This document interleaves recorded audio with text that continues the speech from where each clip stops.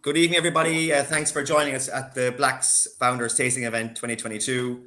Thanks for joining us. We're delighted to be on tonight, and we're just going to wait a couple of minutes for a couple more people to join us. Hope you've all got your beer and spirits tasting kits. A little tip from my side: if your World's End's in the fridge, take it out and get it ready. We're going to be tasting that shortly. I can see the Crump family are online. And Jared McCarthy is online as well. I guess while we're waiting, I'm just going to say a couple of things about us, about Blacks. At Blacks, we're passionate about connecting people through our obsession for great drinks. We're all about pushing the boundaries of what great Irish drinks can become and great Irish whiskey can become. I guess we see ourselves as adventurers, mavericks, flavor punks, and really pushing the boundaries to reach excellence in Irish whiskey, especially, I guess we can go around the table as well as we're waiting for people to join us. So I'll start with the founders. Maudlin and Sam Black are with us tonight, so that's great. Hello, everybody. Hi. Welcome. Ronan Russell is also here this evening. He's the head brewer and distiller at Blacks. Hey, everybody. Paul Fenn, our spirits guru, is in the house as well. Hi, guys. And I'm Darren from Blacks. So hi, everybody. So we'll be taking you through some beers, some spirits, talking to you a little bit about Blacks and the developments of what's going on with Blacks right now. It's very exciting times. So there's a few more joining. I can see there's a nice bunch of people joining online. Brian Murphy, Gordon H. Thanks everybody for joining. I guess I'm going to hand over to Sam Black to talk to us a little bit about what's going on at Blacks right now and fill us in on what's happening. So the stage is yours, Sam. Thanks very much, Darren. So I suppose welcome everybody to this is actually the 2021 Founders event, postponed from late last year into this year. We were waiting for the glasses to arrive, so I hope everyone's opened their box and they've got a lovely little whiskey tasting glass, branded whiskey tasting glass to go with the cool little Blacks glass that we did last year round. Welcome to all the Founder Club members and new members who would have joined since the last time we did this in the midst of COVID. So welcome to everybody. Thanks very much to everybody for your support over the last couple of years. It's great interacting with all of you guys and seeing the orders coming through on the shop and all the comments and things going through online. It's going to be great to meet all you guys. So a date for the calendar, if you want to note it down, don't worry, we'll be sending this out on email as well. The founders event for this year will be on the 8th of October in Kinsale. So we'll send on more details on that. We have a venue booked. So we're planning to do an evening event with music and loads of drink and lots of fun and a visit to the new facility. So that's save the date for that one. And we will send out more information on it over the next couple of weeks. I suppose I'd like to say thanks to all of the staff for another great year. It's been challenging as it always is, and it has been for everybody around the world. But everyone's stuck together. Everyone's pulling their weight, and we're absolutely firing on all cylinders. We've got loads of exciting new projects coming, new products coming, some new labeling, packaging, and lots of new whiskies coming up in the next 8 months. So there's loads of exciting things happening there, and we'll share some information about that this evening and as the evening goes on. I suppose the big news is that we got the planning permission we were looking for on the new site in Kinsale, and we'll share some information about that later on as well. But that's absolutely a mind-blowing opportunity for us. It gives us 10 times the space that we have currently and allows us to expand production of all of our beers and spirits and really focus on producing lots of great quality whiskey. So there'll be some more information on that this evening. We have some footage of the location of the new site and kind of some artistic renderings of what the new place will look like. And that project's kicking off in the next couple of weeks.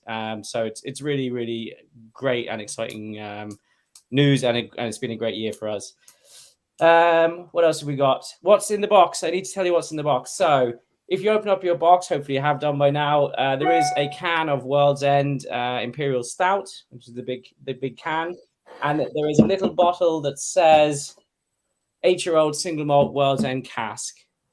So we're going to kick off with these two. So if you want to open up your beer and open up your whiskey and pour out a sample, the lads are going to give you a little bit more information on the beer and the whiskey and how they interact together. There is a competition this evening. And what we decided to do is just take all of the names from the Founders Club and just put everybody in the hat.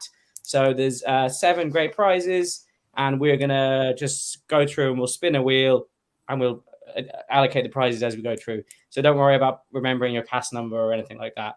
There's going to be a short Q&A session as well. So if you have any questions, if you put them in the chat, Darren will go through and pick out some questions, and then he can ask them to myself or Ronan or Paul or even himself, whoever is the best, or Maud, whoever's the best person to answer them.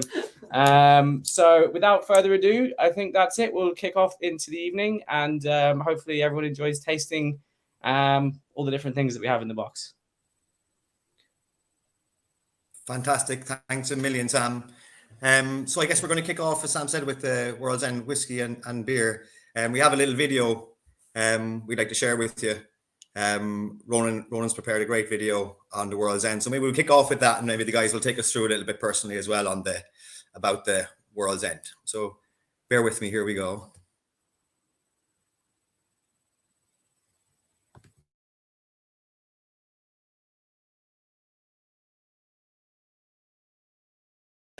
Is Russian Imperial Stout.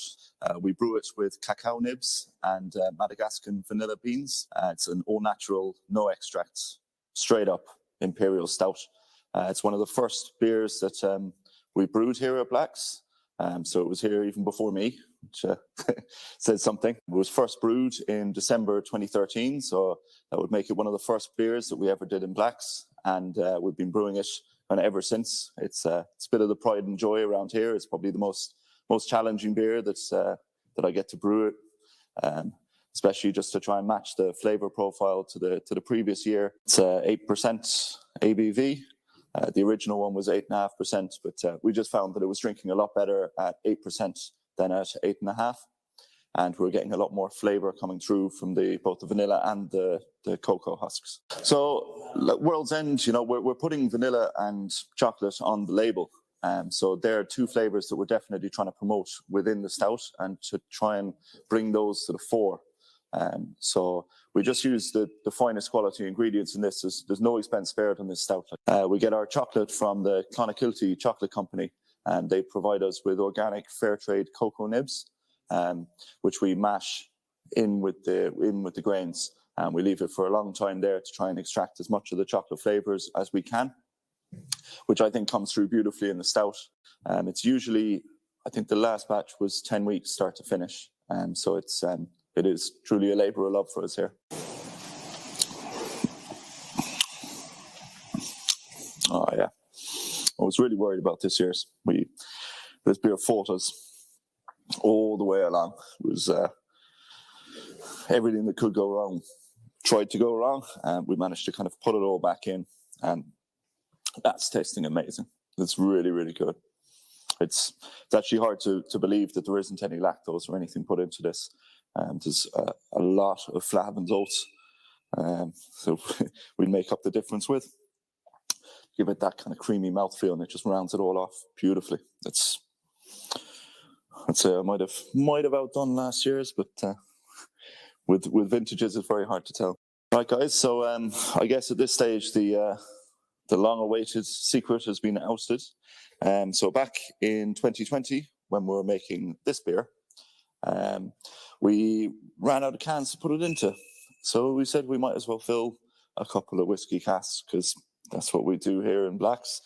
So we took some of our world's famous World's End Russian Imperial Stout, and we put it into casks, and then we got some really, really high quality 8-year-old single malt whiskey and put it into the casks. So this is an 8-year-old single malt finish in Russian Imperial Stout barrels, which is the World's End chocolate and vanilla Russian Imperial Stout.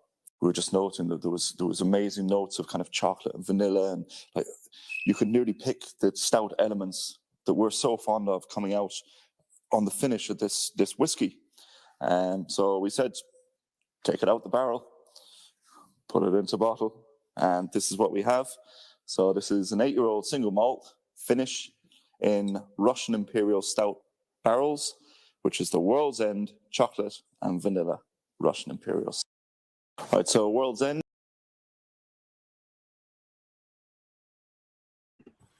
Well, great stuff. Great. It's tasting great. The Imperial Stout's tasting amazing, and the whiskey's tasting amazing as well. So Yeah, good absolutely work. cracking beer there, Ronan. So guys, I'm going to take over there, and I'm going to take us through a little bit of the whiskey. I'll be doing the spirits tasting notes for the night. So if you want to pour yourselves a little tipple of the World's End whiskey, we can kind of have a chat through it there. So as Ronan was kind of saying, this is the first release that we brought out in the Pieces of 8 cask series, which is kind of a series that we developed last year at Blacks. It's kind of showcasing some of the expressions that we can create when kind of the brewery meets the distillery, and you've the opportunity to cross over and experiment with some really unique cask types. So far there's been 3 releases in the series. The World's End, as I said, was the first, and when it went into the barrels, they were ex-bourbon barrels first. So they went, I think it was a first filled bourbon and then refilled with the World's End, and they were left to age for probably from the year before. I think Ronan said these are the 2020 version of the World's End in it. So it gets a full year in the barrel to give the barrel that opportunity to, soak up the devil's cut, get that flavor into the wood. So if you want to give this one kind of a nose, guys, bring it up. Yeah, you're going to get like a lot of stone fruits coming to the nose of this. As Ronan said, the elements of the stout really kind of transform or transfer over to this whiskey. Take a little tipple. I'm not going to tell anyone how to drink their whiskey. I think I would have said it to you last year on the call. I'll just give some guidelines. What I like to do when I taste the whiskey is give it a little rinse around in the mouth at the start. Take a small swallow, and then for the high vapor whiskeys, you want to just exhale, kind of breathe out as you go.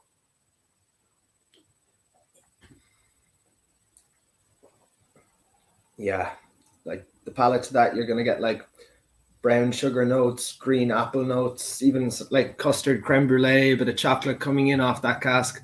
Really lovely on the palate.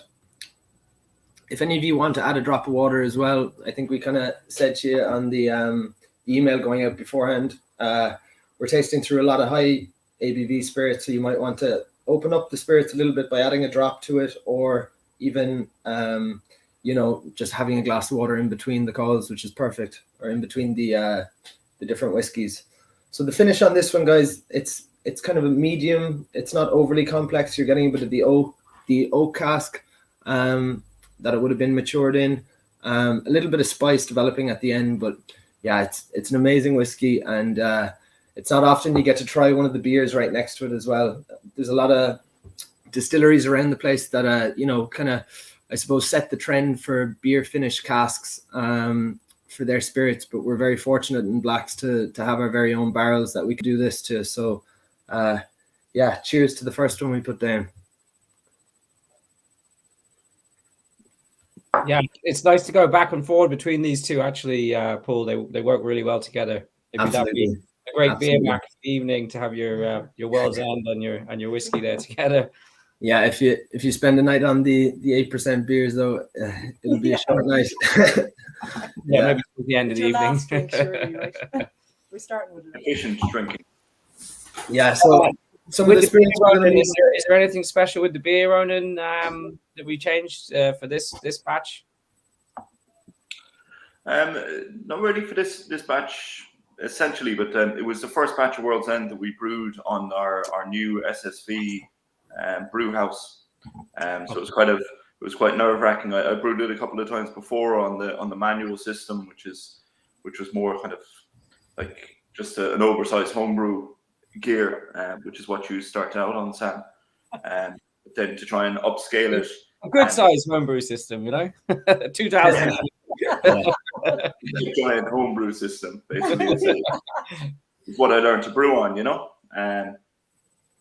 But to try and upscale it to the new system, like we're going to try and cut it back a little bit, but we decided we'd bring the ABV down a small bit, just because we just felt at 8.5% there was a bit of a kind of an alcohol kind of finish on it, whereas at 8% it just allowed everything else to sink through more. And we kept the proportions of all the malts, the proportions of the vanilla and the cacao husks the same. We just reduced the base malt a bit, and I think it allows a lot more of the flavors to kind of shine through the beer. And yeah, I'm getting like lovely coconutty, chocolatey kind of finish. It's maturing in the can really nicely as well. It is. Yeah. It'd be I think interesting it's how this is. you know, it's testament. Like myself and Sam are both kind of, well, Sam's more lactose intolerant. I just don't like it. But I think that, you know, there is a lovely creamy mouthfeel. There's a lovely creamy flavor that just kind of hangs on there, almost like a kind of a dairy milk finish to it. Yeah. Which, you know, that took a lot of time to come out. I think we had to delay the canning on this a couple of times, because it needed, I think it was nearly 10 weeks in conditioning on the vanilla to really get it to where we're very, very happy with the flavor. And as we said, we decided to can it, and there was a little bit left over. We're actually planning on doing kind of a barrel aged beer release thing, but we never really got around to it with everything else that was going on. So we just said we put it into casks and used it to season the casks. Yeah, I mean, barrel aging beers is definitely a big part of our future with the new facility, more space, and in-house canning. We can kind of really tie down that process to where we're getting really good quality barrel aged beers coming through the brewery as well. So that's going to be an exciting kind of new exciting twist that we can put on things going forwards as well. Yeah. The possibilities are endless once we have a bit of space. Like we're constrained by space. Basically, you know, our imaginations have no bounds, but the walls are only so we just can't fit it in, you know. Yeah, well, this is very much.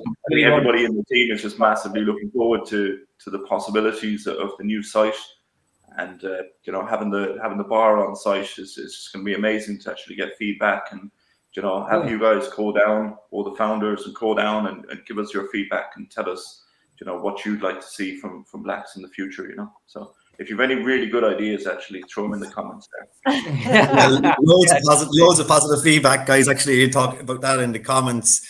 Perfect chocolate finish right at home for Easter, so I guess really seasonal, which is nice. And love the World's End Stout, one of my all-time favorite beers. So loads of love for World's End on here. And it's tasting amazing. So good job to Ronan and all the guys in the brewing team. And even if it was on a hobby kit or the upscale new SSV kit, I think it's always been an amazing beer. So the whiskey itself is actually sold out, but we do have a bottle in the competition, the prize giving this evening, and we do have a hamper, another hamper offer for anyone that wants to buy an additional cask, and that's going to be coming out tomorrow for existing founders only. And there is a bottle of the World's End in that hamper, along with some Easter eggs and chocolate stuff from Coco and Kinsale and a bunch of other stuff. So, I mean, that would be a great Easter, eating the Easter egg, drinking the World's End, having some of the whiskey as well. So, that's great. There'll be news of that in your inboxes tomorrow morning. Yeah. Fantastic. Okay, so I think Ronan's going to take us through some footage from the brewery and distillery regarding the brewing process and distilling process as well. So I'm going to share some video with you guys, and then I think the floor is Ronan's for a little while. Nice one. Thanks, Darren.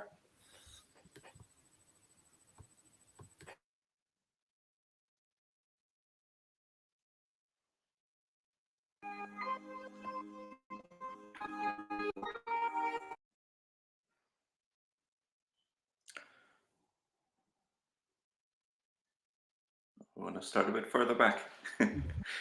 Or more with mobile-only prices. It could be a worse advert now, in fairness.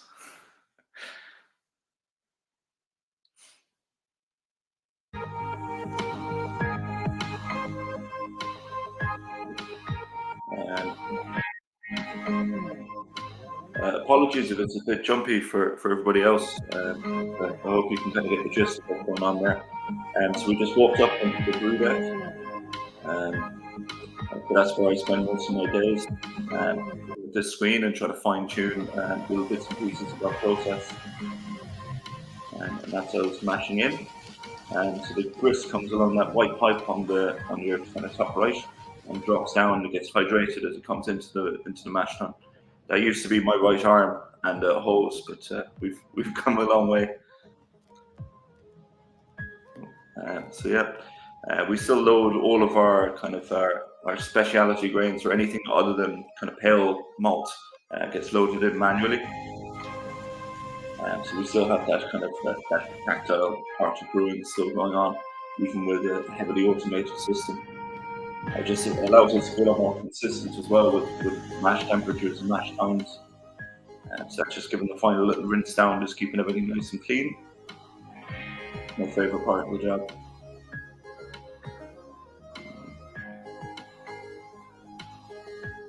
So if I'm a little bit behind here, my video is jumping around a little bit. So that would be our lauter tun. So we rest our mash in the mash tun, which allows us to kind of, we get a few kind of enzymic activity things going on there to extract the sugars. And then we transfer into a lauter tun, where we start drawing off the sugary liquid or water into the kettle. So this is probably KPA, I'd say. And just when we start the transfer, we start to take readings just to make sure that we're hitting our target numbers. Because we can adjust a little bit of the runoff and try and concentrate it down or water it down then, depending on what numbers we see at the start of the runoff from the lauter tun. That's coming into the kettle there now.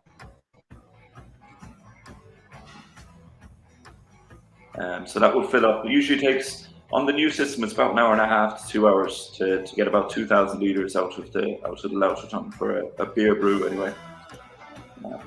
And then we're weighing up a lot of hops. Nice big bowls of hops. If you ever visit a brewery, the best time to visit is when we're throwing in the hops. Just when we open that door, the smells and everything that you experience there is just full on in your face, you know. So that'll be a nice part of the tour. We might publicize when we're throwing in the hops, but for purposes. We'll just pump the smell into the bar. Yeah, extract it that way. Yeah.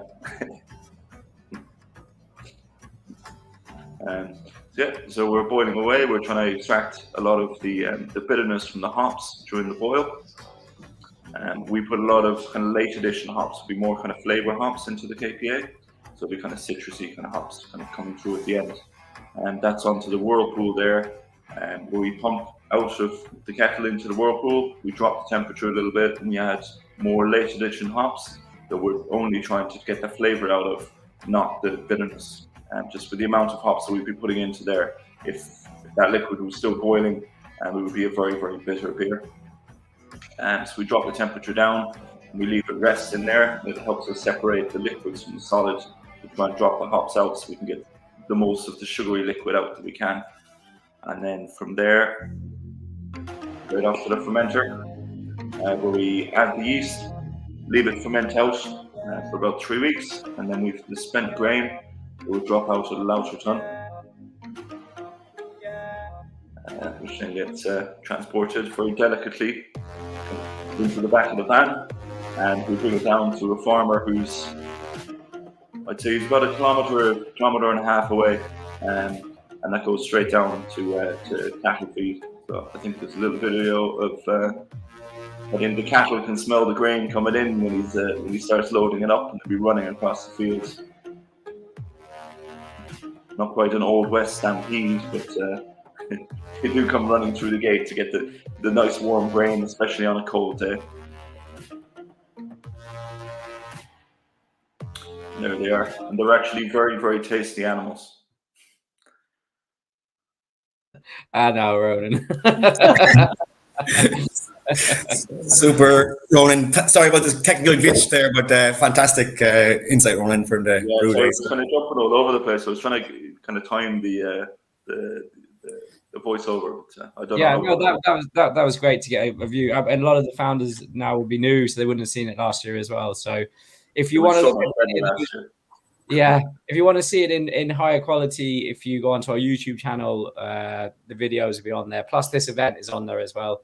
Well, it will be afterwards. It will go on there as well, so you can look at them in more detail. Yeah, that's fantastic. Nice to see the brewing. I think we have a similar one done for distilling as well. Will we just quickly have a look at that? It'll give people a chance to see the stills and some of the processes in there as well.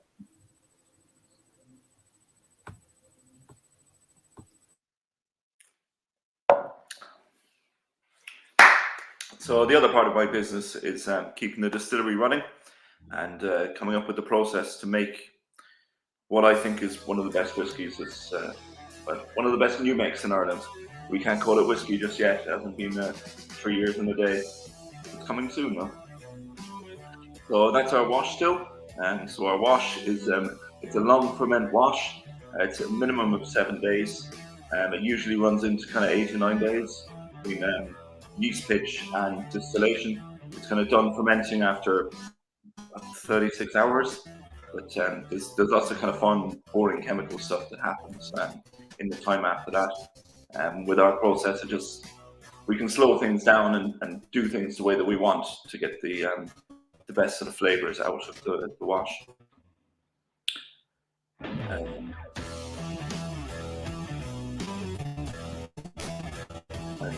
Rolling all over the place here. I think there's just kind of, from what I remember, there's pictures of steam and loads of stuff going on, and liquid coming out of the bubbling and glasses moving around. Okay, yeah. I think if anyone, if you want to see that video, it's on our YouTube channel. So maybe, we're back. Here we go. Yeah. So that's the wash still. We're just filling in the low wines into the wash still for the spirits run. We managed to run both of our stills consecutively, which is quite unusual for an Irish whiskey distillery. I've just found this perfect balance to work one to the other, so that they both run at the same time 95% of the time.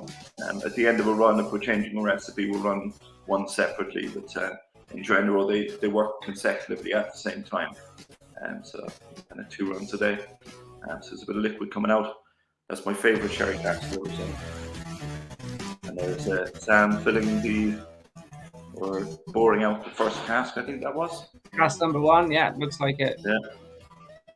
Cask number 1. With our rudimentary flow meter, we've got a much fancier one since.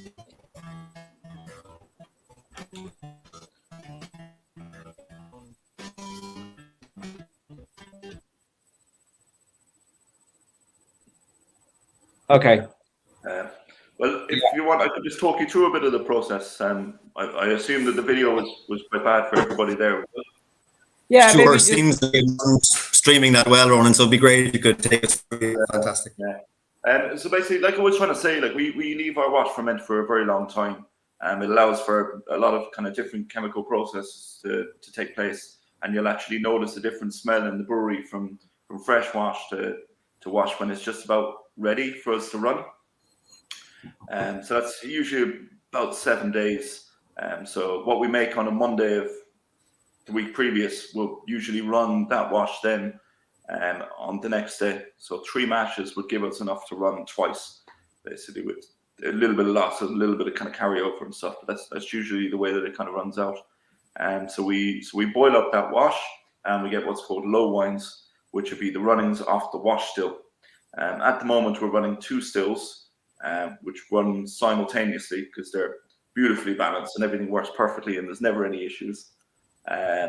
So the wash, we boil it up and we condense the vapors off that into what we call low wines, which we then run in the spirit still, which was where we make cuts, which is a cut in whiskey distillation is when you decide what you want to basically keep and what you want to run again. There isn't really any waste in it. Everything kind of goes back into the process and kind of keeps on moving because you can't waste alcohol on this business. But so you make a cut on your spirit still. So you take off your heads, which is kind of your undesirables. They go all the way back into your wash still to try and get all of that out. So that'll be your kind of methanol and your really kind of paint strippery kind of things that'll be going on there. and then you get your main cut, which is your new make, which is what your casks are filled of.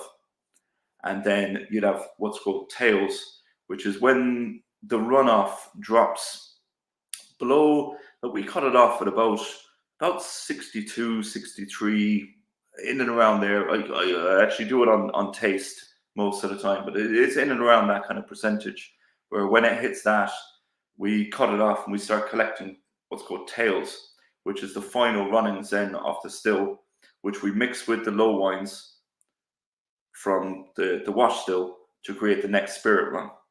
So there's always this kind of carryover of flavor that kind of melds together through the batches. And yeah, I think it works very, very well. Yeah. Yeah, the only difficulties is switching from single malt to pot still, or sorry, switching from pot still to single malt can add a little bit of complexity, which is why we normally run on single malt for a period of time and then switch over and run pot still for a period of time. On wash production and recipes, we've started running some. So, as most of you are probably aware, there's the GI, which is the kind of geographic indicator for Irish whiskey, which specifies what a single malt whiskey is, what a grain whiskey is, what a pot still whiskey can be. And then if you move outside of that, then you're making Irish whiskey, but it doesn't fall into any of those categories. So the next thing in the box, I believe, is called chocolate wash, which is a non-GI pot still, which means that it doesn't quite meet the requirements of the GI as it stands currently in terms of the percentages of different malts that are in there. So it's still Irish whiskey, but it's non-GI pot still.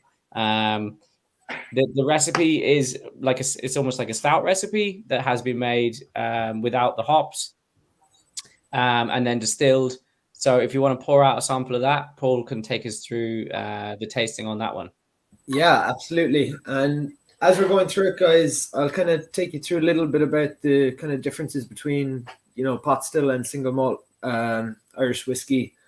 As Sam was kind of saying there, this is, the non-GI stuff. So in order to be, I suppose, part of the GI in Ireland, your pot still whiskey, pot still single pot Irish whiskey would have to have basically a minimum of 30% malted barley, 30% unmalted barley, and then up to 5% of other grains inside it, or other cereals or grains. So they kind of typically for pot still would kind of consist of like rye, oats, or wheat.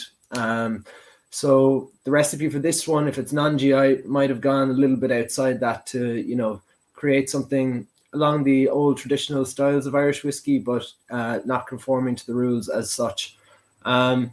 So single pot Irish whiskey kind of goes all the way back to the late 19th century in Ireland, when the British Empire, in the British Empire, Irish whiskey was one of the most popular drinks, and specifically it was single pot Irish whiskey. So kind of for every 3 cases of single pot Irish whiskey that was sold, you only had 1 case of Scotch whiskey back then, which mightn't seem that crazy now, but basically, if you were to look at the way things work now, Irish whiskey probably contributes to about 5% of the global sales for brown spirits, and Jameson would probably take up a huge chunk of that, maybe like 70 or 80%. So there's only a tiny chunk left for anyone else. But if you go all the way back, we were doing 3 times the amount of Scotch, and nowadays they're kind of 80% of the brown spirits market. So pot still Irish whiskey, it's really only made a return in recent years, and the way it came about was back in 1682. So there's kind of a big gap between then and now, and you're kind of probably wondering what happened. So back then, the English kind of put a tax on Irish whiskey the way we were making it. There was a lot of malt going in to make single malt Irish whiskey, and they basically didn't like the way it was going, so they put a tax on it. And obviously the Irish wanted to kind of find a loophole or a way out, so they started using some unmalted barley in the whiskey production. And that's how pot still kind of came about, because it was just too expensive to pay the tax and make your single malt. So after that, it started coming about, and then with the demise of Irish whiskey after Prohibition, War of Independence, and the Rising, distilleries fell down and pot still kind of disappeared. So it's really only coming back again, and we've tried to put our own twist on it. And yeah, we're gonna have a sample of the chocolate wash now, which is the non-GI one. Then we'll go on to taste some of the young spirit that we've created through the stills here in Blacks. That would be, the conforming spirits. So Ronan, do you want to tell us a little bit about how the chocolate wash was actually made and kind of the exact kind of mash bill that went into it? Well, I wouldn't be telling anybody the Don't tell exact. him exactly. That's a trade secret. Just an overview. Right, the joy of working in Blacks and working in such a small team where we can innovate and we can try new and different things was we're coming to the end of I think it was a pot still run, and obviously we've been making the World's End, and there was a bit of an issue with the ordering of the grains for the World's End. We ended up with a lot more than we should have, but we didn't have to pay for them, so there was a lot of kind of dark roasted barley and chocolate rye and kind of chocolate malt and stuff kind of knocking around in my way. So I had a chat with Sam, and I just kind of went, what would happen now if we put that into a whiskey mash? And we were both we were intrigued by the prospect of, what would happen if you made a chocolate wash and distilled it, and, would you get the flavor carry through a double distillation? And well, neither of us knew the answer because nobody had ever done it. So we decided to give it a try, basically. So yeah, it's highly unusual. Normally it's single malt, which should just be plain malted barley, which would be kind of the base malt that we use for most of our beers. There's one distillery in Ireland, I think, that uses a little bit of crystal malt, which has a little bit more flavor, maybe. But beyond that, it's just everyone's just using plain malt, very, very simple malts to make their because it's cheap. And I suppose it's traditional, and this is kind of a little bit outside of that. It's more expensive, a lot more expensive. But I think you can really definitely get some of the chocolate flavors, aromas through. I mean, it's still new make spirits. It still has all of that really young spirit character. But I mean, in my mind, if this goes into a cask now for a few years and then maybe it's finished in a World's End cask, you're going to have the ultimate World's End whiskey then, Yeah. I do find that it's now it is in the little bottle there at 63.5 because we wanted to give you the opportunity to taste it at what it would be going into the cask at, But I find if you put a little drop of water into it, just eyeball it and try to bring it around to around the 40. Yeah, it's a good one. Yeah, put a little drop of water in. So much chocolate kind of comes out more and more. I swear, I don't know if it's just after drinking the World's End, but you get a little bit of kind of vanilla sweetness off it as well. Yeah, you do, absolutely. We're just trying to analyze this stuff and kind of, Jesus, what do we have to make it here? It's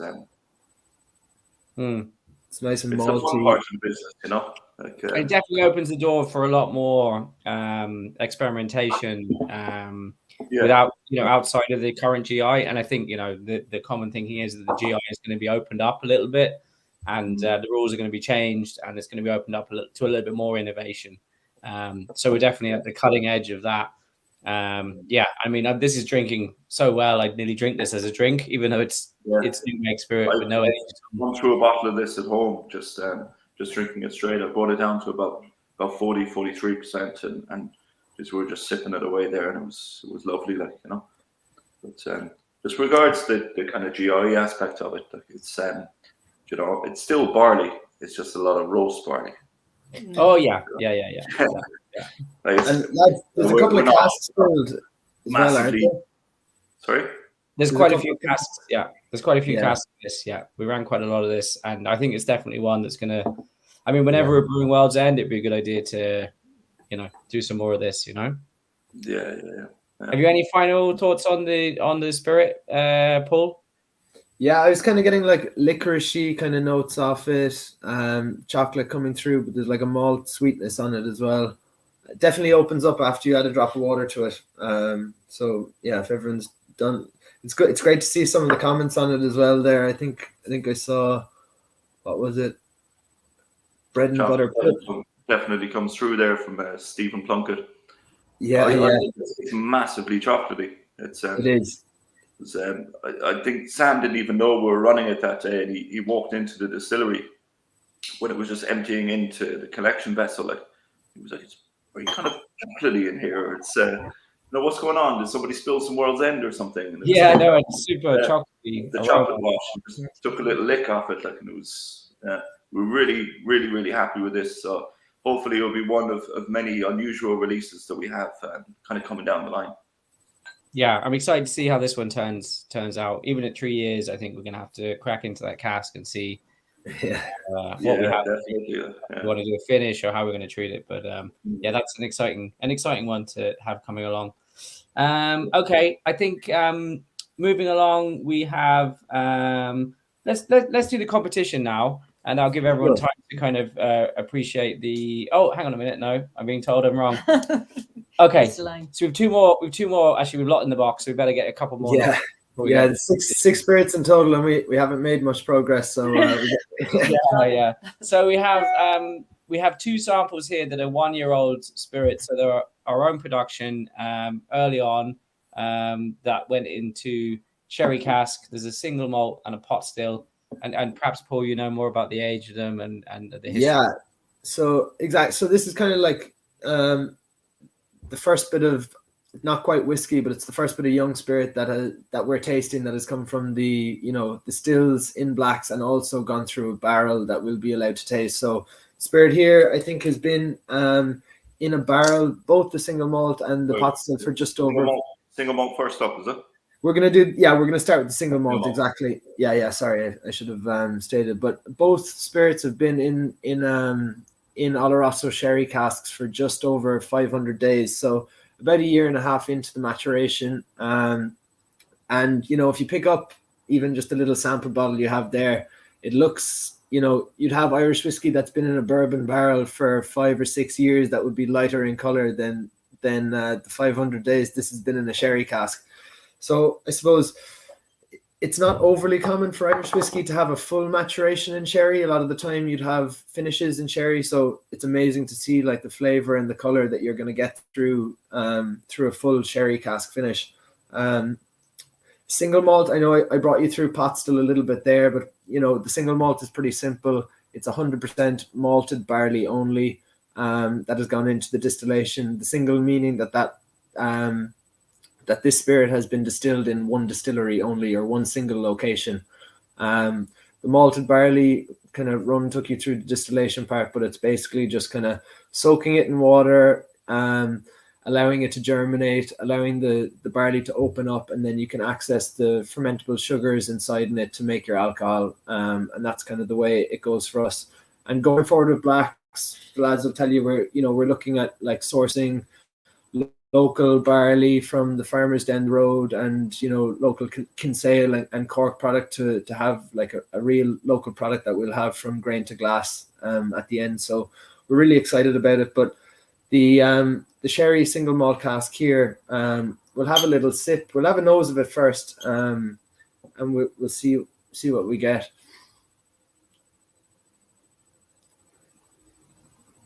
The ABV, even if you roll it around, I'm not sure if you have clear glasses, but you're going to see like the tears and the legs on the glass. It's quite viscous in this.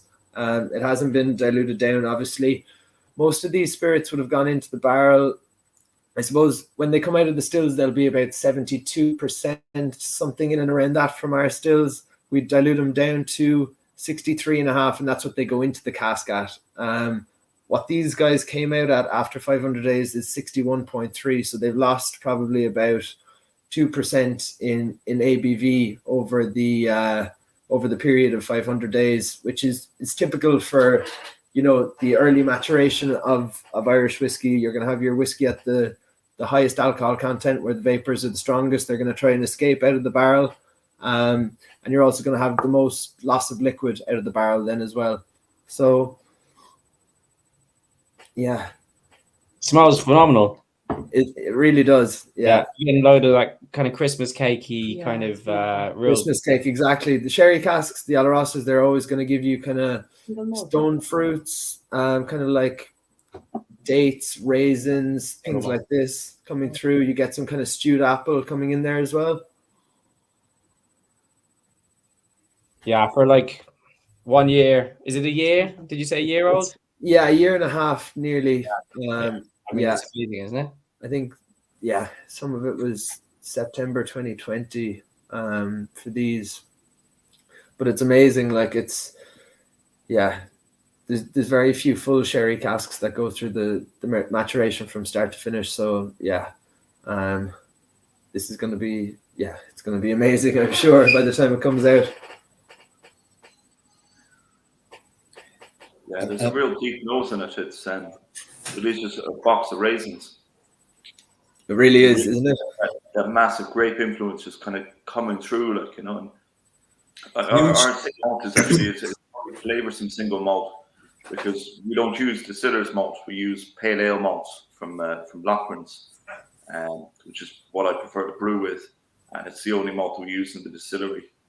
So like our single malt is actually quite flavoursome. We're a little bit worried that, you know, that the new make had that much flavour that we weren't going to get as much pickup off the cask. But I think that just shows that it's there's a lovely balance to that already after only 500 days. And I think once that kind of mellows out, subdues, and kind of rounds itself off over the next, well, we'll see how long we leave that one for. But I'd say probably another 3 years. And hey, Ronan, would you say the quality of the cask as well as the malt would have a huge influence because you can really get the sherry notes? It really comes through and sings, you know.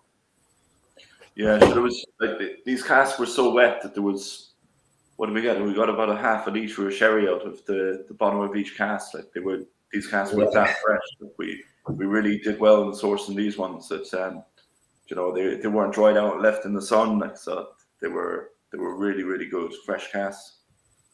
Yeah, we've been lucky with casks. We've managed to get good casks from all our suppliers, and lots of unusual and different casks that a lot of you guys have invested in. But yeah, I'm amazed now. This is tasting so good for the age of it. And the pot still then is the same age, Paul. Is that right? I think the samples were pulled probably a month in between, but very, very similar. Yeah. The pot still. So yeah, we can go on to the pot still, and if you have a little bit left in the glass, it'd be a nice thing to exactly go back and forth and compare against the two.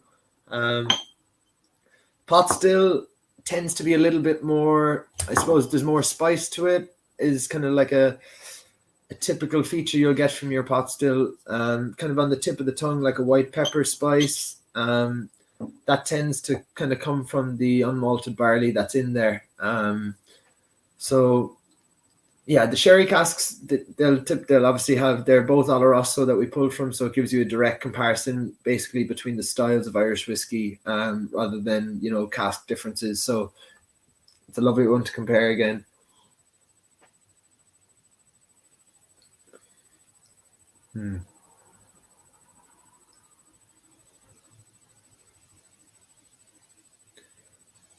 You get like definitely more spice, like the little bit of rye that's in the pot still as well is giving you even spice on the nose.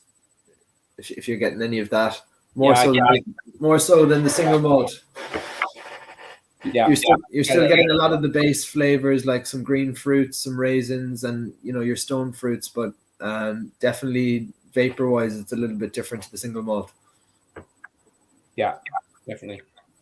And the same sherry casks. They came from the same sherry producer in the same region. So it's amazing to see the difference just between the two, just from the mash bill on the whiskey, on the new make. Both amazing. The rye plays quite a big part for being such a small part in the mash bill. Yeah.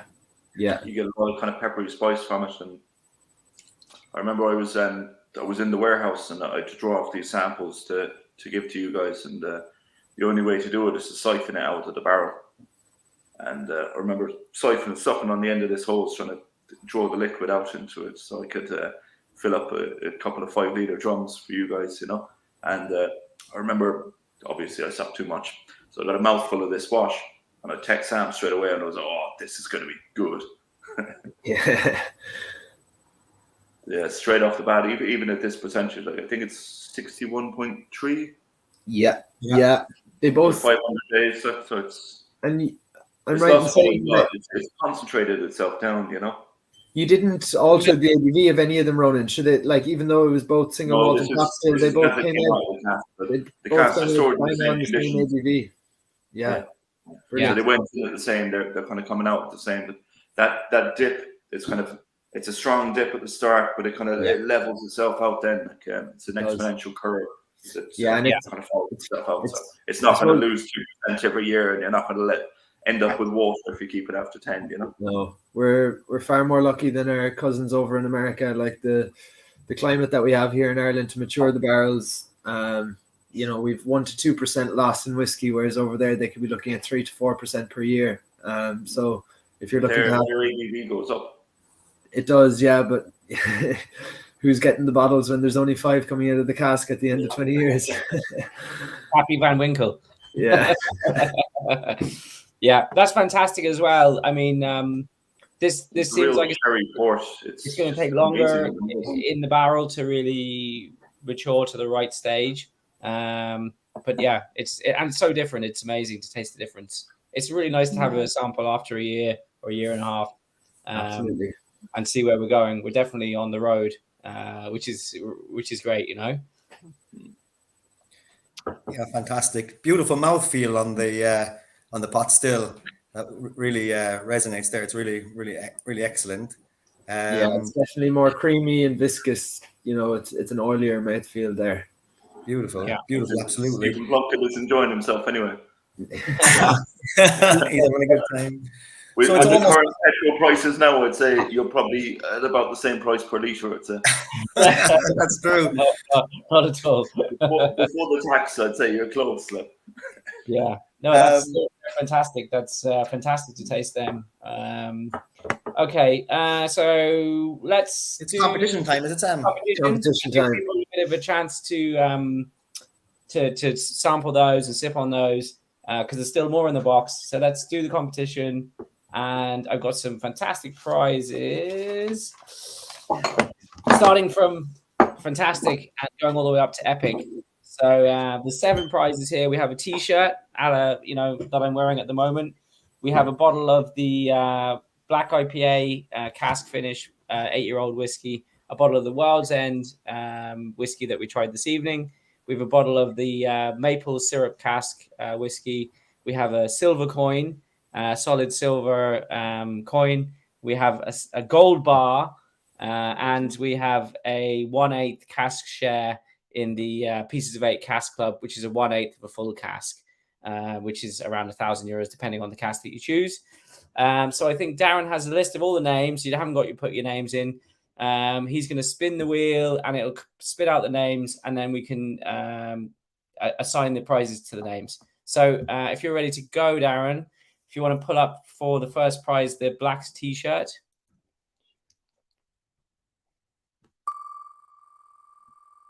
So everyone's name is there, as you can see. There's quite a lot of you. It's a bit blurry. So it's going to spin and it will spit out a name.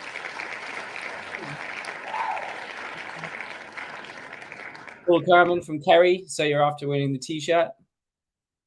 And we'll give you an email, Paul, and we'll get your size.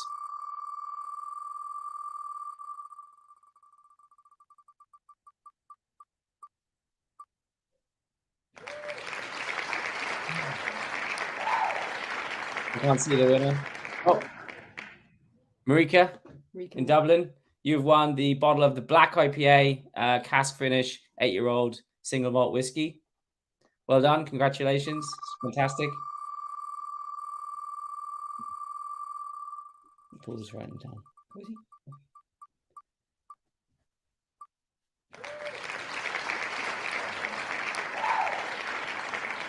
Colin from Cork. You won a bottle of the World's End 8-year-old whiskey that we were tasting this evening. That's actually sold out now, so you're a lucky man to get a bottle of that.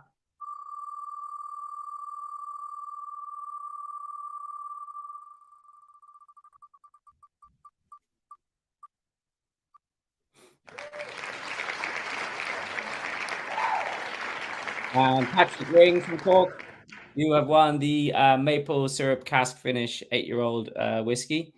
If you want to hold on for a sec. Oh, he's off again. Yeah, if you just let this one go, and then we'll.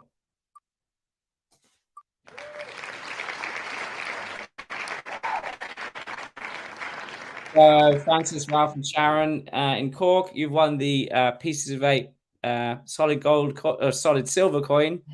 There you go. Isn't she a beauty? So we'll send that out in the post to you there now. The price of silver is going up, so it's good.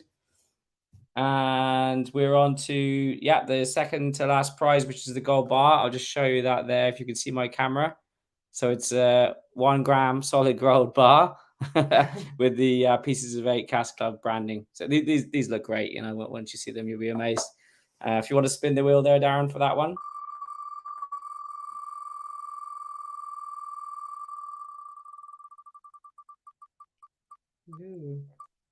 Can't even see the wheel moving. Andrew Bevan from Cork. And then the last prize is the 1/8 cask share. So it's 1/8 of a full whiskey cask. And whoever wins will email you, and you can. There's a few 1/8 shares available. There's probably about 10 shares available left. So if anybody else is interested, you can email us outside of this. But if the winner contacts us, you can choose from what they are. So if you want to give it a spin there.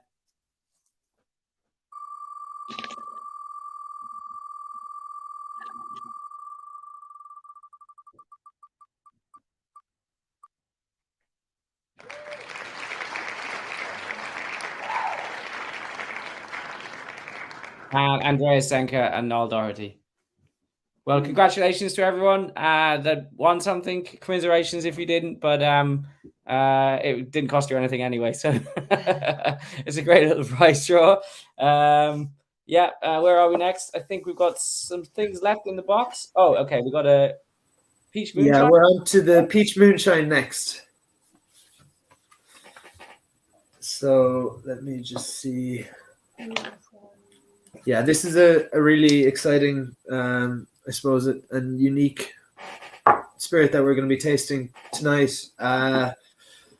Some of you might have seen probably about a year ago now, we had peach moonshine listed on the website on our Black Shop as a distillery exclusive release, and this one's a little bit different. So to give you a bit of a background behind it, I suppose what kind of inspired us, or kind of initially Sam and Maud, to come up with a moonshine, which is kind of initially a slang term for kind of high proof distilled spirits that are made illicitly or illegally without government authorization. That's probably how you define a moonshine. So the term kind of comes from making spirits late at night, which was done in America back in the day when, I suppose, through Prohibition, when they weren't allowed to make whiskey or any other spirits or any alcohol wasn't allowed to be consumed. You would have seen moonshine floating around the place in unlabeled bottles being delivered at night in the back of cars to people. So we kind of took a twist on the on this kind of old American style spirit, and we wanted to put a kind of a modern day version out to our kind of supporters and founders. So we made this moonshine using kind of local Kinsale grown sweet corn and also peaches from Maud's family's garden down in Clonakilty. So Maud's parents have a peach garden down there, is it? Yeah, that's right. No, yeah, my parents grow, they're farming background, so they grow everything, but they have peach trees. But I also got them, so it's this one's like there's a tie into Fermoy as well, because my sister's husband is his in-laws or his parents grow peach trees as well in Fermoy. So we have peach trees from Fermoy and down near Clon. So it's a pure core. It's through Cork.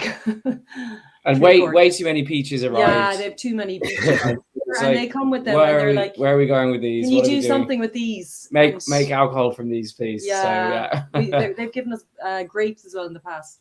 So they're like, they're like, can you do anything with these? And we're like, bring them on. Bring 'em on. We'll find out. Great brandy turned out great. Yeah. It was good. that Yeah. was super It was good. really tasty. The corn was from a local farmer in Kinsale as well. He had a lot of small, sweet corns, but only this big that supermarkets wouldn't take. So he said if you could do anything with them, it's a great opportunity to just things that would be thrown away or go into just animal feed to make something a little bit unique out of them. Yeah, absolutely. And the distillation for this would have been similar, if I'm right, to the way the gin would be produced. So it would have been in an ice still that we have rather than kind of the traditional copper pot stills to make this. So peaches kind of would have been infused through kind of a neutral spirit, kind of like botanicals would be essentially for gin. They were actually, we fermented the peaches and the corn together. Yeah, brilliant. It would have been like a corn, like a fruit wash. Yeah, a pure moonshine type approach. It would have just been like a corn. Yeah. We actually did it in a it was Sam's old fermenter, I think. Yeah, the old homebrew kit came to the rescue again. It popped up in the old Facebook memories as me and Sam just mashing the shit out of a load of grapes and things. We're still like we love to do kind of the old school things, Like we're not a big company, and so we can do these kind of things and these small run little things to see where we're at. So that was one that actually came up quite nice. Yeah, and it just gives us, we had the white spirit, the new make of this, and then we decided to put some of it into a brand new virgin barrel that we just got made in the US. So it's a virgin barrel finish. So the color is quite strong. I don't know how long it was in the barrel. Was it? It's just over 9 months for this one. So even more so than the sherry. Like after 9 months, this took on almost a color that looks like a whiskey essentially. And I think we gave it to some of our distributors to give a nose to, and a lot of them like had a smell and they were like, "Oh, what whiskey release is that?" They didn't actually realize that it wasn't whiskey at all. The corn would typically give you like a really sweet nose, like similar to bourbon whiskey, which is, you give it a nose and it's lovely and sweet. The peaches are just giving these like, fruity, floral kind of aspects to the peach moonshine as well. It's very soft for the 61, ABV. yeah, it's 61%. It seems like dangerously easy to drink. Yeah, it's really smooth. I'm getting it. I'm not sure if any of you might have been up in Cask in McCurtain Street, and they took a bit of the virgin finished peach moonshine. They put it through a cocktail up there, and it turned out amazing. Really, really good. So I think Brendan Lynch has a small bit of the Black Moon Triple X moonshine. Oh wow, yeah, that's the first one of the first batches of moonshine that we made. Going back to our old still, which would have been probably a 200-liter stainless steel, like a column still with plates, We did a bit of moonshine. What was in that one? That was corn. I think that was maybe corn and a little bit of barley. Yeah. We were making poutine before the GI came along, and there was no real rules on that then. So we had a poutine. And then I wanted to do something. I was watching that TV show Moonshiners and getting a bit of inspiration from that. So I thought I'd give it a go as well, So we had that. We probably have a couple of bottles in the archive, but that's it. I mean, Brendan, hang on to that one. It's probably going to be worth a lot of money one day. I'm like a magpie. The lads are always giving out to me. I'm always likes to keep a few bottles of everything, but you think it gets in the way, but then it's our history though. One day you look back and you're like, it's great. We have a bottle of this, a bottle of that, and it's great to see where we came from. When you come and visit us finally after all these years, bring that little drop. I'd love to taste it. Well, don't open it. Don't listen to it. There's a 50 ml floating around somewhere in the distillery. I saw it. Sure, Yeah, Mo probably has one under the bed somewhere. Loads of positive comments, guys, on the peach moonshine as well. Moving to the country, going to eat a lot of peaches. Some from Stephen Oh, Plum. yeah, Bit of fun. USA. Yeah. Definitely taste the peach is lovely and floral, and this could be trouble. So a lot of positive comments on the peach moonshine, which is great. I think we were playing the fun loving criminals when we were mashing up them peaches actually. That's PUSA. It's on the playlist. President of the United States. Yeah. Okay, so we're going to have a little Q&A session. If there's any questions in the comments that you want to pick out there, Darren, or if anyone wants to ask a question in the comments, we'll try and answer it as best we can. Yeah. I saw a few. Maybe Ronan was answering them as we went. Feel free to type in your questions, guys. In the meantime, I can read out a couple of comments anyhow. I got one email question actually yesterday. I was like, wow. Oh, sure. They said, what's my favorite single malt or pot still? Which is always a difficult question. And it's the question you get asked about beer as well. And what I always say is it's like choosing between your children, you know?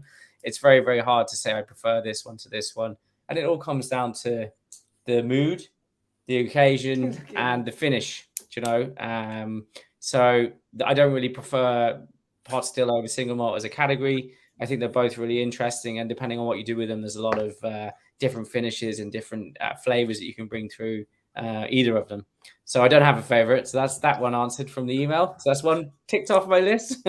Very good. If maybe a question for Ronan, is the chocolate wash going straight into stout barrels or bourbon first? Basically, it smelled and tasted so good when it was coming off the still. It went into 8 different barrels because it was just coming off. We couldn't decide what to put it into, so we put it into 8 different barrels. One of them is mine, so hands off that. The smoked hickory is mine. There's definitely a tequila. There's a smoked bourbon. There's basically 8 different barrels we had knocking around the place. So there's only 200 liters of each. And we use up every last drop. Like, there's no liquid left of that. It's all gone into barrels. Yeah, there's quite a lot of different and unusual barrels filled. Some of those are available through the Founders Club still. So they would have been filled probably in December last year, something like that. We were running the chocolate. So are they in the pieces of 8 or the Founders Club? No, in the full Founders Club. Yeah, in the full Founders Club on an 8-year. Yeah. Not very many, maybe one of each type. But if anyone's interested, reach out to myself or Paul, and we can have a look. I've one of them. I've one of the 8. That's one gone already. Question for this stuff is going to be unbelievable, like GI or not. So if there's one still available, I'd nearly jump on it myself. But, question for Sam, maybe, guys. What are you most looking forward to when the new building is built? Space. There we go. The bar as well, the I bar, think. Yeah, I just think actually welcoming people. Yeah, the bar is going to be great. It's huge for us because we've been able to do that where we are, and like be able to bring everybody in and meet you all, and I think that's really important. That's for me, and space. Okay, guys, I just think that's I'm excited about that, and just our plans for like holding events there, and just it's like for the people, I think, as well as us, but for the people. Yeah, the aspect's beautiful. I mean, you're going to be able to sit there by the river, looking out over the water, you know, having a beer, having a whiskey, having a beer that's only available there on a small batch. That's something that Ronan's dreamt up that we decided to brew, or having a kind of one-off whiskey or a one-off gin, and having a really kind of great experience. It's going to be great to have that. I think that's to be able to offer a full. The other lads in the team are big into their beer as well. You know, like we've Michelin-starred chefs there, and we've massive homebrewing experience within our team, and so we just really can't wait to kind of let rip on just anything that comes into our minds, and be able to pump it out behind the bar in small little batches for you guys would be amazing, Yeah, we're Yeah, lucky. We're yeah. lucky. So, question from Franklin: how pure is a spirit coming off the top of the still? I guess What's the ABV? ABV wise. So it kind of varies through the run of the spirit still. So you start off with a really high ABV, and then it kind of goes down as the still goes on, and then you cut it off at a certain point, and that would be your tails or your feints, So I think around 70, 71, and then we'd cut that back with a little bit of spring water that would be down to 63.5 that would go into the cask then, Super. The only way to drink that straight off the still is to be a distiller, to taste that kind of that really super pure, really high alcohol stuff. But it's quite an interesting experience to put a little drop of it on your tongue, even above kind of 80%. It just kind of vaporizes in your mouth immediately, and it's kind of magical, It's more about the blend of like that high end and the end, where you choose to end it and where you choose to start it. That's what I was trying to talk about with cuts. So like you're tasting at the start now, quite kind of vegetal and quite kind of like almost chemically kind of a thing going on with it, and then you it need kind a of nice mellows out until it's like that's actually quite pleasant. So then you start collecting that, and then on the other end, when it goes the same thing, you get a weird kind of sweet corn thing going on with it, and it's not quite so pleasant. Then you cut it on the back end. So it isn't really like, the top of the still or the bottom of the still. You have a continuous distillation, basically a continuous condensation of the vapors, and you're deciding your cuts basically on flavor. Yeah. If that makes any sense. Yeah, It does. Yeah, It does, yeah. absolutely. None of it's like distilled to. It's not like making vodka where you're distilling all the flavor out. You want to have some characteristic of the mold, especially if something like the chocolate wash. You're trying to get that chocolate flavor into the spirit, so you're really tasting the run and making sure you're making the cuts in the right place, depending on the recipe and the day. The head cut on the chocolate wash was unbelievably short, and it actually it caught me by surprise. It was that short. Cool. So coming from Brendan, making a big move in investment into whiskey, in brackets, congrats. But will you keep producing / experimenting with moonshine, poachine, etc.? Yeah, we'll always keep Yes. experimenting. I suppose it's core part of the brand and what we want to do. I suppose we make things that we want to taste. We make things that we want to do. If something comes in, if someone drives in with a barrel, a truckload of potatoes and says, "Can you make something with these?" We'll say, "Yeah, Should have phoned. but we'll have a go." So definitely, yeah. I mean, it's all about pushing the edge, pushing the envelope, and coming up with new and interesting takes on old classics. Cool. Have you ever considered making cider? There's an interesting one. No. Okay. It's kind of the only way, really, I think, to do that properly is to own an orchard. And I don't own an orchard. We'll leave that to Daniel. Yeah, we'll leave that to Daniel in Stonewell. He's doing a good job of that. Yeah. Easier to steal peaches. Yeah. We've destroyed distilling cider, all right. Yeah, we could do maybe do distilled. Yeah. Maybe do a brandy, an apple brandy. Yeah. But actually making the cider is, from what I've heard, is an absolute headache. So We've enough. Yeah. We'll That's a different. We'll stick to the barley. Yeah, we do what we know. Yeah. Cool. Will you move to triple distillation at the new site from Eamon? Yeah. Well, there is plans for a third still to help us increase the capacity and bring triple distilled into it as well. I'm very happy with the spirit we're producing, as I'm sure you've all tried it. I mean, it's pretty phenomenal. So we will play around and we'll see what we want to do. I mean, there is some excellent double distilled spirits in the market from Cooley previously. So we'll have to see how we go, but we'll definitely be adding a third still. It's nice to have the option without having to go back through one still twice. So I'd say yes is the answer. Triple distilled, quadruple distilled, double distilled. We'll whatever works out best for the products that we want to make, we'll definitely do. Cool. But we will be trying to keep the balance in the stills all the way through, so that we can experiment. We can vary our mash bills and make some very interesting spirits and make some very unique spirits. So we won't be going massive batch. Yeah, It'll we're all not be 1-1-1 versus 2-3-1 or 2-2-1 or whatever it is. Yeah. Very good. So question from Brian. Any fun features, perks founders can look forward to when the new site is done? A grand opening event would be class, he says. There will definitely be a grand opening event. I mean, we have the Founders Day party this year in October. That will be in a hotel in Kinsale. And then the Founders Party the following year will be in the new facility. So that would be, one hell of a party. Yeah. So we can't wait to do that. Fantastic. Okay, We'll I think also have the possibility to buy us all a drink.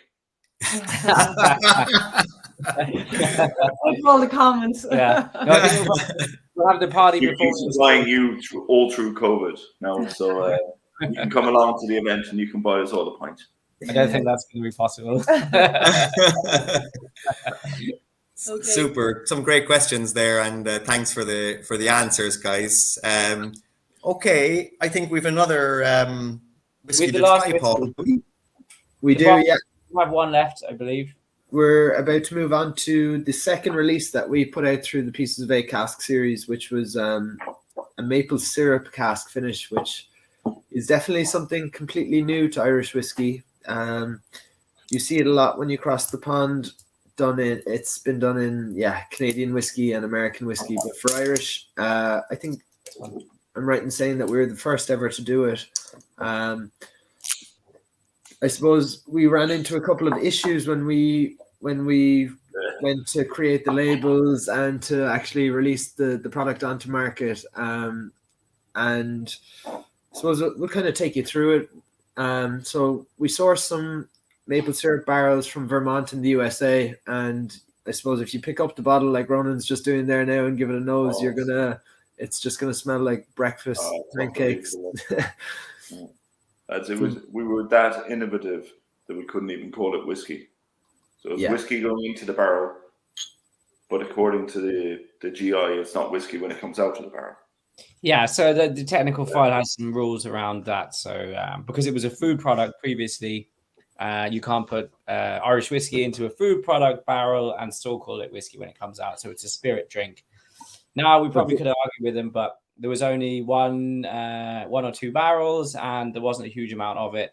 And we just wanted to get it into the bottle and get it out because it was perfect. The finish was perfect. We didn't want to leave it in there any longer. So we said, we'll call it a spirit drink. And I don't think anybody's really going to mind. Is there any still available for sale? No, but it is available in the Easter hamper. There's a bottle of it in the Easter hamper. Yeah, but no, we don't have any left ourselves. You might find it in trade. You might find it in a pub or a restaurant or in an off license. But even sorry to go across earlier as well. When we are completely sold out of the World's End, but I think there might be a bottle or two left on Irish malts if you go on. It's probably a race to it now. Everyone's logging on, but you might get the last two or three. I think they're still listed. But the maple, is nearly gone as well. Do you want to go? Even though it's sorry, Sam. Do you want to go through the taste and on this one? Yeah, sure, absolutely. I suppose if everyone wants to take a nose to this, it's incredibly sweet. You're getting like a lot of sugars, obviously maples on the forefront of the nose there. A little bit of kind of vanilla, hints of slight smokiness, but it's not peat. It's just a little kind of maple smokiness there, which is lovely.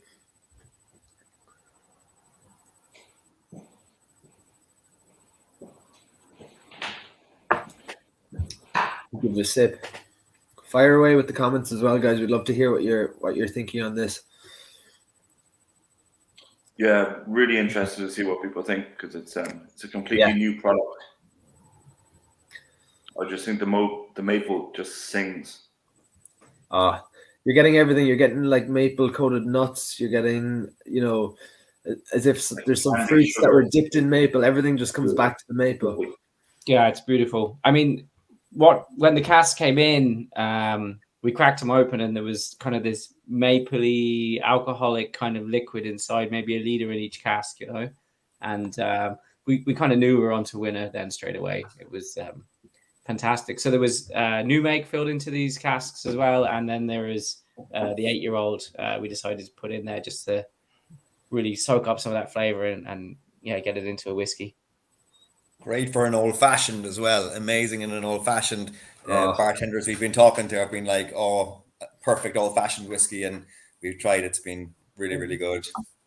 Yeah, the possibilities are endless with it. We've had, I suppose, our local Kinsale accounts have really taken on the maple spirit drink for us, and they've done some crazy stuff with it. I think the Blue Haven created a smoky bacon and pancakes cocktail out of it, which is like they infused like coconut flakes with maple. They used bacon, which was actually vegan, so it was just bacon flavored things to use, like into an aquafaba, which is I suppose if you're trying not to use egg whites and make it vegan, they just did all this crazy stuff to make it happen. And yeah, it's an absolutely phenomenal cocktail. So I think another one of our local accounts is serving a mini pancake with a cocktail of this. And Yeah, when you got the smoked casks in, maple, yeah, wasn't with a what came pancake. out when the casks came in, because they had maple syrup in them. What came out? Yeah. Well, it was maple syrup, and they were bourbon casks beforehand, so it was a mixture of bourbon and maple that kind of leached out of the wood. So it was like alcoholic maple syrup. So everyone was home that. We thought we threw the cask up on the forklift inside the brewery just because I could hear a little bit of sloshing. We started tasting it, and I gave Sam a sample, and we drew off. But what did we get out of it? Yeah, maybe not much. Gave Sam a sample, and I was like, "Oh, shut up! We'll take the rest of this home there." And he was like, "No." Yeah. It has to be split into mini bottles, isn't it? That's we filled miniatures. So we did this in the cask share. So those guys all got a little miniature bottle of the maple liquor, I suppose is what we called it in the end, because to my taste it was about 45%. It wasn't maple syrup anymore, you know, because of the bourbon influence that had been come back from the cask. We couldn't test it on our system because such a high sugar content. Yeah. It seems everybody is loving it though. Yeah, I think it's a great whiskey. I mean, this is one that I just sip on at home. It's so sweet and it's so drinkable, and you can just keep going. It's beautiful, beautiful whiskey. Great comments there as well. I love this spirit. That's my favorite that I've tasted. I do have a sweet tooth, hence my earlier question about cider. Pancakes and whiskey, a great late night snack.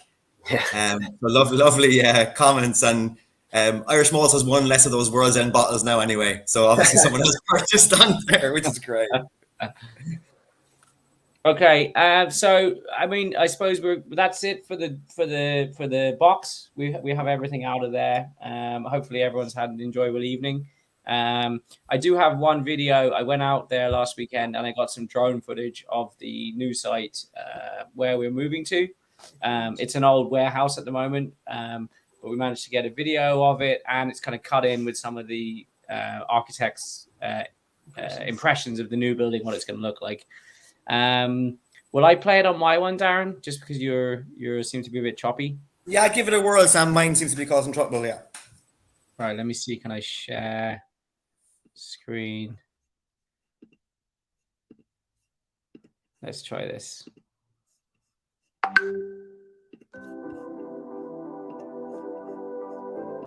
Can you see that?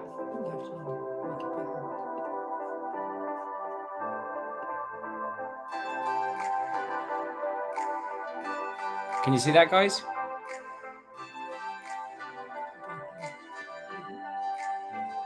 Can you see it? So this is the site, and this is kind of what it will look like. Yeah, so there's a new extension going on the front. Obviously, lots of glass, and you'll be able to look in and see the stills and the brewing tanks inside. The bar is going to be out the front there. So you'll be sitting out in the sun, looking out over the water. So you can see it was an old t-shirt factory. And before that, it was a TVR car factory. And before that, it was a boatyard. Yeah, so you have a lovely aspect and a lovely view out to the front, and you'll have a nice view in. So even if you're not doing a tour, if you're just coming for a drink, you'll be able to sit down and have a look into the production area and see exactly what's happening, what the guys are doing, making beer, making whiskey, filling casks. So you can see there the water's really, really close. And the site's going to be elevated slightly, so you'll be sitting up at a high level, looking over the water, enjoying a drink. The existing building you can see there is remaining, so it's going to be reclad, and there's a new extension going on to the front. So that's a view from that side. So yeah, we're excited to get started on that site in the next couple of weeks. Did that work? Did you see? Did anyone see? You saw it, yeah, fantastic. It really worked well. Could you hear me talking as well? It was actually very smooth. Yeah, I've got good internet. So that's it. So obviously that's the big news, and we're really excited to get started there. So the kind of design, the planning's done, the design's done. So now we're rolling into that, and we should have the first phase completed in time for the next Founders Club event, so we can do some visits up there and then go back to the hotel and have some drinks and some fun. And then next year, when will be our 10-year anniversary, we will be opening on the main site with the bar and everything, and we can have a real big knees up in the new site. So that's it, guys. That's all we have time for. I hope everyone enjoyed their evening. Just to say thank you again to Darren, Paul, and Ronan for taking the time out of your Friday evening to have a few drinks with us, and Maud as well, obviously. I'm just reading the names on the screens. And thank you to all of the founders for your investment so in us. There is, obviously, as we mentioned, we have some additional casks available on an 8-year maturation cycle, and we have a really good Easter hamper to help promote that. That includes some of those whiskies that aren't available anymore, plus loads of great local products. And then if anyone's interested in a more straightforward investment through an EWIS type scheme or a loan note or other investment mechanisms, that is also available for the new site. So if you want to email myself, I can give you some more information on that. And beyond that, I think it's been a great event again. And I can't wait till next year when we actually get to meet people and sit down. This year, sorry, October this year. We get to sit down and have a drink with all you guys and finally get to meet everyone in person. Yeah, it's going to be amazing. Can't wait. Yeah, thanks, guys. Thanks. Thanks, everyone. Have a great evening. Cheers, guys. Thanks, guys. Thanks so Enjoy much. the rest of your weekend. Thank you very much for supporting us, keeping us going. Thank you. We'll catch you soon. Bye-bye.